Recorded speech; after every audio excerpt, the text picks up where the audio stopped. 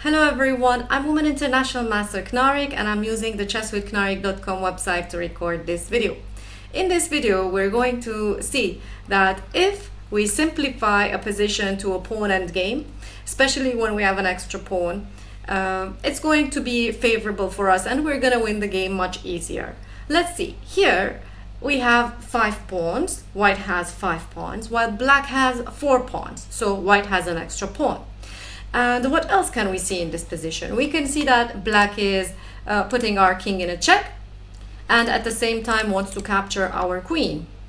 So what I'm guessing is that black is expecting that we just move away our king and they capture our queen, and now we play a rook endgame. And it's true, if we will play a rook endgame and we have an extra pawn, it's true that it's an extra pawn, but it's not very easy to win rook endgames. Even with an extra pawn, we will have to really play in a very precise way and not make any mistakes, especially if our opponent is playing in an active way, keep on attacking our pawns, have an active king and rook. It's going to be difficult for us to win this game. But what if we try to go to a pawn endgame? Since we have an extra pawn, the easiest endgame to win would be if we go to a pawn endgame. But going to a pawn endgame will mean that we also need to trade rooks. And surely black is not going to allow that. If we just try to trade rooks in a way that we're giving black an option, black is not going to accept that, and black will definitely keep the rooks. But how can we force the exchange of rooks? Let's see. Instead of just moving the king away, what if we block the check with our rook? Here, black surely must capture our rook with a check and then capture our queen. Because if black just captures our queen right away, then we have an extra rook here, and definitely we're winning in a very easy way with white. So going back, black surely should check by capturing.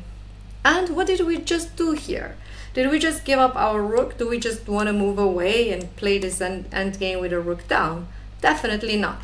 Why we gave our rook, the reason we gave our rook is we gave it just temporarily because we wanted to get the black rook closer to our king, and here after this check get from d2 get close to the black rook on e1, and here whenever black captures our queen, we can capture the black rook, and we're playing a pawn endgame like we wanted with an extra pawn, which is going to be easy for us to win. We can see now a few examples how we can win this position.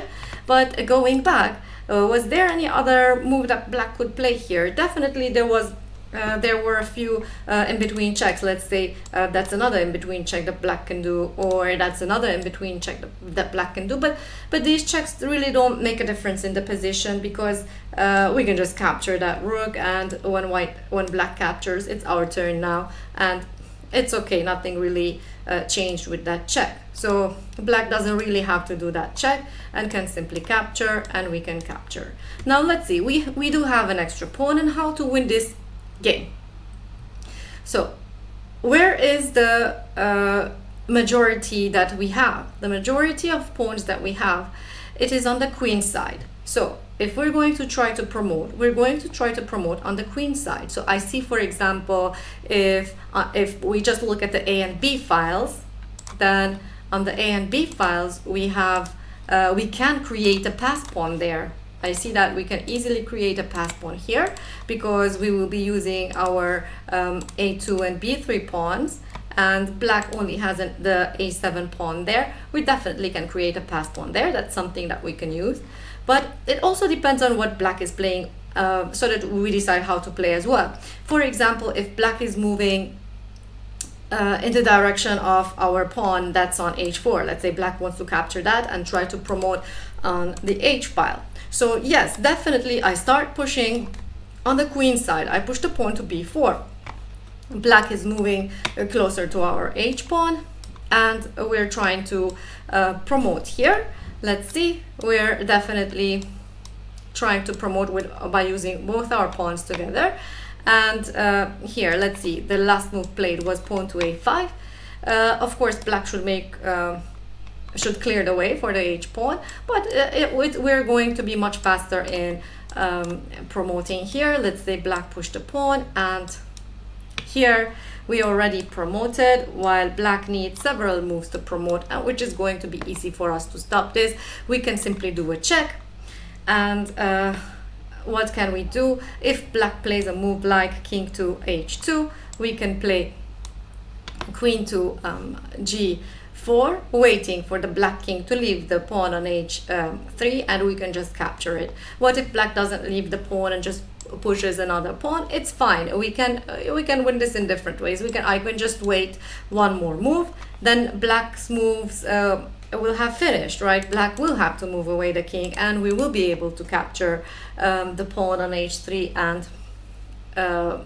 and win this game easily, since we have an extra queen. We don't even have to discuss that. We can even try to checkmate here, for example, but of course we should try to be careful to avoid stalemate, let's say, if black is trying to do such tricks. But here there is no stalemate because black still has moves to do, and we can just checkmate because the black king is in a corner of the chessboard. But even if our king was far, we could just wait for black to leave the pawn on h3. We could capture it and win the game very easily. Now, going back, what else could have black tried after we reached the pawn endgame? If we go back to the position, yes, after we captured the rook, here it's black's turn. So what if black doesn't move to the king side, doesn't try to capture our pawn on the h4, but let's say, for example, stays on the queen side?